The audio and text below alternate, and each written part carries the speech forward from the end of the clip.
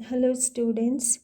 This video includes an introduction to the essay Colonialist Criticism and short summaries of other important essays from Achibe's collection of essays. The essay Colonialist Criticism is taken from Chinua Achebe's collection of essays Hopes and Impediments. This is a collection of essays written by Achebe over 25 years. This collection includes Achebe's essay on Joseph Conrad that has infuriated many English professors and also a moving tribute to James Baldwin.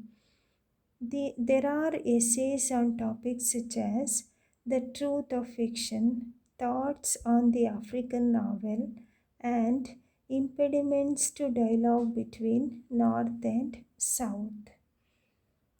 Throughout these provocative works run the central themes of literature and art against the background of Europe and Africa and the black-white divide. The first essay in this collection is titled An Image of Africa, Racism in Joseph Conrad's Heart of Darkness. In the essay, Achebe writes that Heart of Darkness projects the image of Africa as the other world, the antithesis of Europe, and therefore of civilization, where man's wanted intelligence and refinement are finally mocked by triumphant bestiality. Achebe accuses Conrad of being a thoroughgoing racist. I quote from the essay Africa as setting and backdrop eliminates the African as human factor. Africa as a metaphysical battlefield devoid of all recognizable humanity into which the wandering European enters at its peril. Can nobody see the preposterous and perverse arrogance in thus reducing Africa to the role of props for the breakup of one petty European mind? But that is not even the point. The real question is the dehumanization of Africa and Africans, which this age long attitude has fostered and continues to foster in the world. And the question is whether the novel, which celebrates this dehumanization, which depersonalizes a portion of the human race, can be called a great work of art. My answer is no, it cannot. Unquote. According to Achebe, Heart of Darkness parades in the most vulgar fashion prejudices and insults from which a section of mankind has suffered untold agonies and atrocities in the past and continues to do so in many ways and in many places today. Achebe writes that the West seems to suffer deep anxieties about the precariousness of its civilization and to have a need for constant reassurance. It compares itself with Africa. The next essay is titled Impediments to Dialogue Between North and South. Talking about the relationship between North and South, Achebe says the dialogue is impossible. The relationship between Europe and Africa is very old and also very special. The coasts of North Africa and Southern Europe have interacted intimately to produce the beginnings of modern European civilization. Later, and much less happily, Europe engaged Africa in the tragic misalliance of the slave trade and colonialism to lay the foundations of modern European and American industrialism and wealth. Equality is one thing which Europeans are conspicuously incapable of extending to others, especially Africans. In confronting the black man, the white man has a simple choice either to accept the black man's humanity and the equality that flows from it, or to reject it and see him as a beast of burden. No middle course exists except as an intellectual quibble.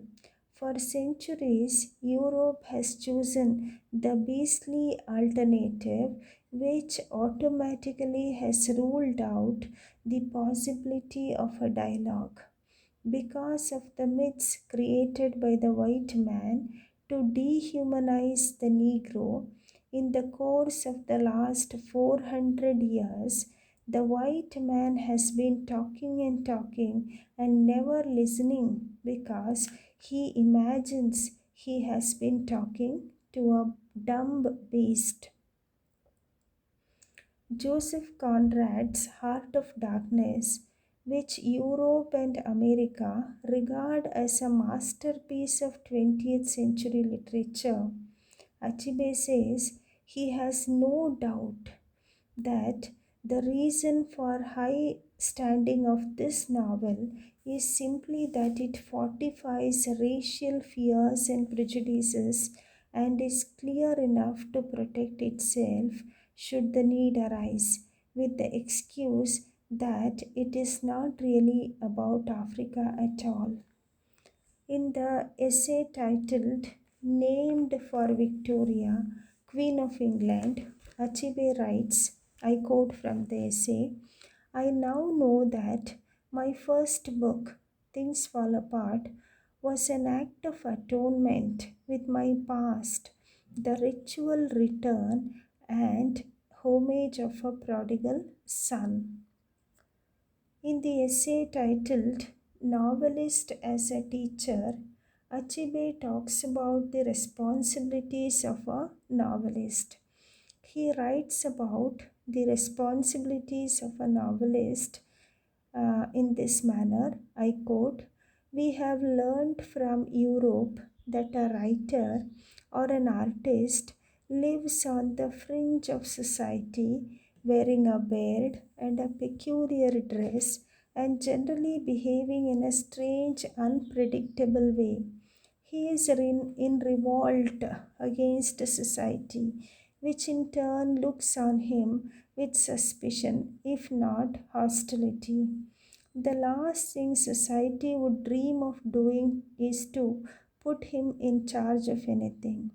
So, this is the European concept of a novelist. According to that concept, the novelist is somebody who dresses in a peculiar fashion and who is revolting against the society, and the society also does not believe in him. So, that is the European concept of a novelist. However, in the African context, the novelist has to help his society regain belief in itself and put away the complexes of the years of denigration and self abasement. And it is essentially a question of education in the best sense of that word. I quote from the essay here. I think my aims and deepest aspirations of my society meet, for no thinking African can escape from the pain of the wound in our soul. You have all heard of the African personality, of African democracy, of the African way to socialism, of negritude, and so on. They are all props we have fashioned at different times to help us get onto our feet again. Once we are up, we shan't need any of them anymore.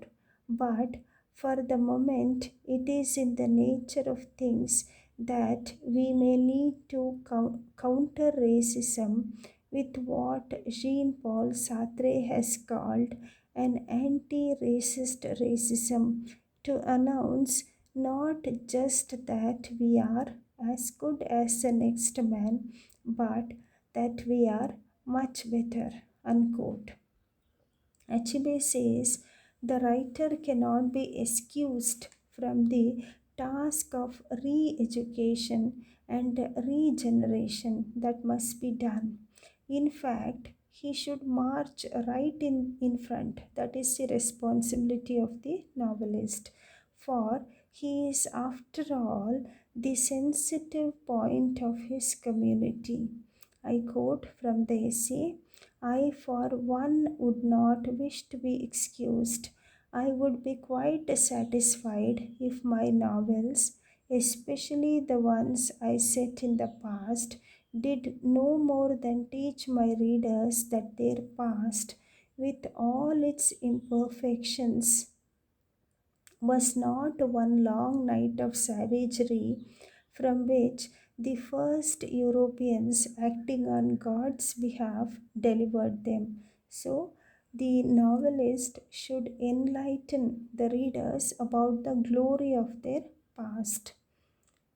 In the essay titled The Writer and His Community, Achibe argues about the transition from oral tradition to written forms, and also why a Nigerian should write in English language. He writes, one of the most critical consequences of the transition from oral tradition to written forms of literature is the emergence of individual authorship. The story told by fireside does not belong to the storyteller once it has come out of his mouth, but the story composed by his spiritual descendant, the writer in his study, belongs to the composer. Next, he takes up the question of use of English language. I quote from the essay: if I write novels in a country in which most citizens are illiterate, who then is my community? If I write in English in a country in which English may still be called a foreign language, or in any case is spoken only by a minority, what use is my writing? These are clearly grave issues. On language, we are given equally simplistic prescriptions: abolish the use of English. But after its abolition, we remain seriously divided on what to put in its place. Now, African continent, just like India, has several languages spoken by different tribes. So they also need something like a lingua franca, English. That is why Achibe was for the use of English language in written form. So we have summarized some important essays from Achibe's collection of essays, Hopes and Impediments. Thank you.